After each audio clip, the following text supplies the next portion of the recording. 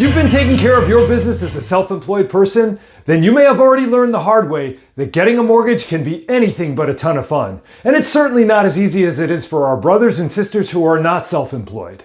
But being self-employed is by no means a deal killer when you need to buy or refinance and if you understand what mortgage lenders require. So let's learn how to rock getting a mortgage if you're self-employed, starting right now.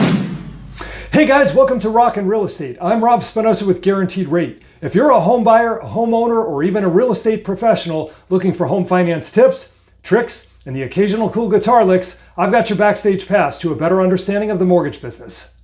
Before we begin, let me start by saying that I understand that it can be very stressful to get a mortgage if you're a self-employed business owner. So if you're stuck right now, need help immediately, and don't have time to watch the full video, just give us a call at 415-367-5959 and we'll be happy to advise.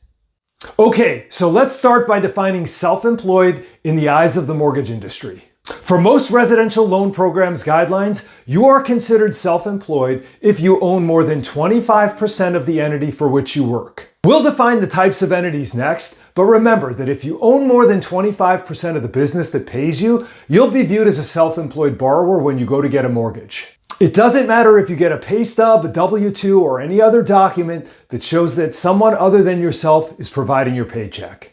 Though it may seem that everyone's business operates in a unique manner, when it comes to business entity type, there are only 4 categories, and every business will fit into one of them.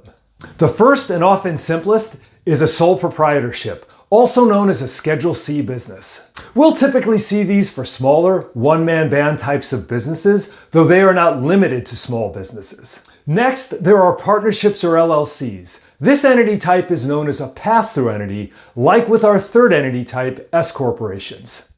S-corps, as they are called, are common for larger self-employed businesses, where the owners typically receive a base salary of some kind, but also participate in profit and loss distributions from the business. Both partnerships and S-corps allow owners a degree of legal separation from their personal finances, as well as providing different tax treatment in the IRS's eyes. Finally, we have C-corporations, and here the owners are treated as shareholders in the business.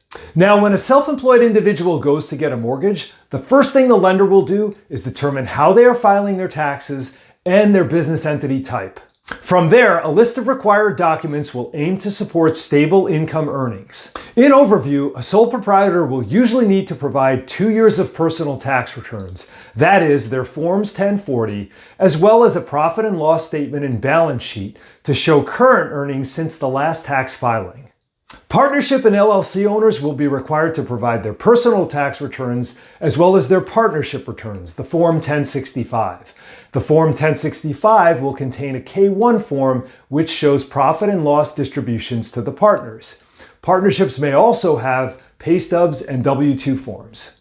Partnership and LLC requirements are almost identical to those for an S-corporation, though an S-corporation will have a Form 1120S in place of the partnership Form 1065. Finally, a C-Corp owner's documentation requirements would include personal tax returns, business tax returns, in this case the Form 1120, as well as W-2s and pay stubs. Like with our sole proprietor, all of our other entity type owners should be prepared to provide a profit and loss statement and a balance sheet as well.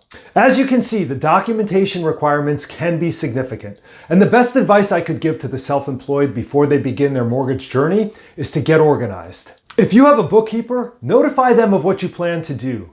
And if you rely on your CPA or tax preparer for the documents and information above, make sure they understand your intentions, as your communications with them will be a key component of your success. Finally, methodology. When we analyze self-employed business income, we are often looking back 2 years, sometimes only 1, but prepare for 2. And if your most recent filed year was stronger than the prior one, we will typically average 2 years of income. If, on the other hand, your most recent year was weaker in earnings than the previous one, lenders will then usually take a 12-month average of the most recent year. Not especially fair, but it's my job to tell you the way it works.